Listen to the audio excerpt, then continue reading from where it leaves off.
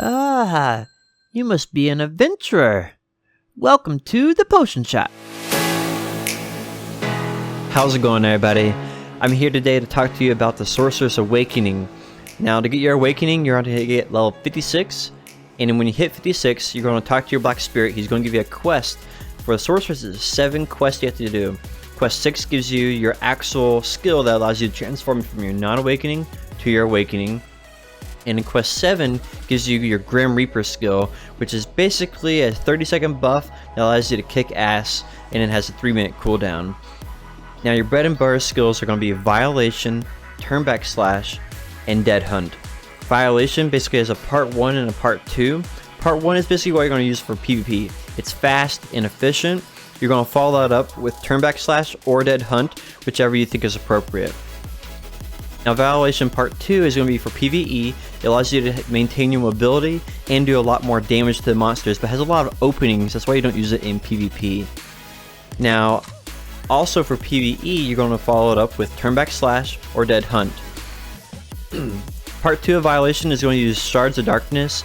So you're going to have to constantly be rotating between your non-awakening to get more Shards of Darkness, and you can use your Dark Trade in your awakening form to get more Shards of Darkness immediately at the sacrifice of some health.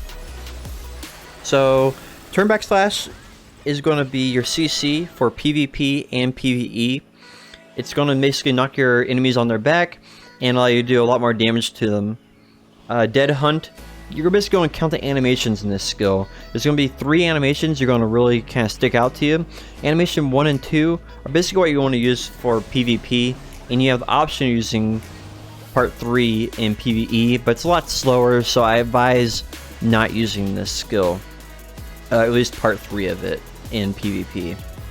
Now we have 2 skills for your Black Spirit Rage. Your Carson Protection, this is going to be basically a block. And when you have full Spirit Rage, it's going to send out a big black ball of nastiness towards your enemies. And they're going to hate it, because they're going to stick to it like glue. And you're going to be able to do all sorts of damage to them when they're in it. Now, your 200% is Carson's Nightmare.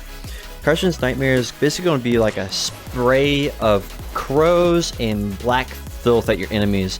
A really fun ability to use. And if you get the flow ability with it, called Revive Nightmare, it allows you to spin Shards of Darkness to actually extend this up to twice as long, which is really cool.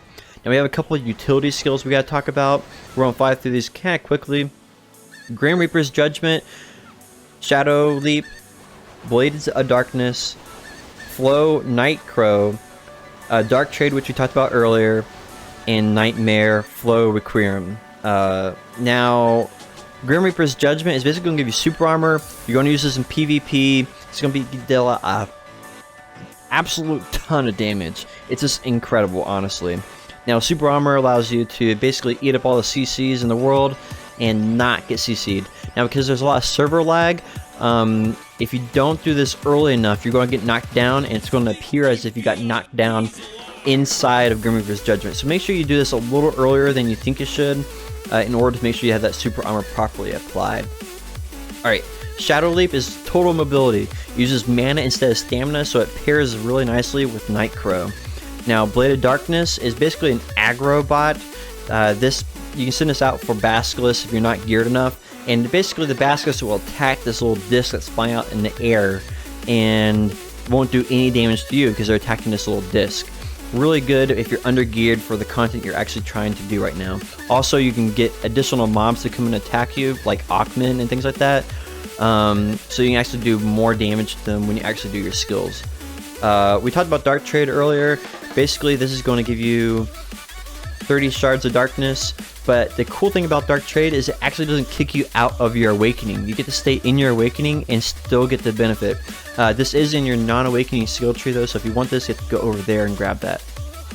Alright, our last ability we're going to talk about is Nightmare.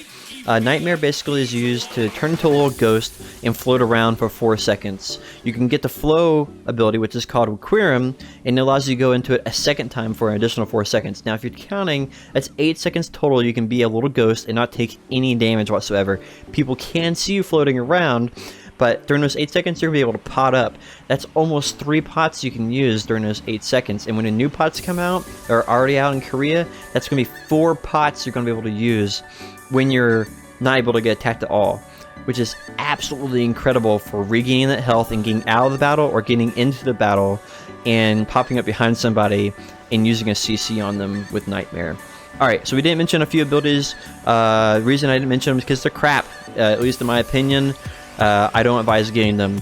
Those abilities are Flow, Cry of Darkness, Soul Harvest, Flow, Rushing Crow, Vile Plan, and Scythe Training. If you have extra points, you want to experiment with them, totally get these. Try them out. They're fun abilities in most cases, but I don't think they're good as far as damage goes and utility goes. There's not much of a purpose in these. People will argue for the Flow Rushing Crow. I advise trying it out, looking at their reviews, and making a choice for yourself on the Flow Rushing Crow if you actually want to use it or not.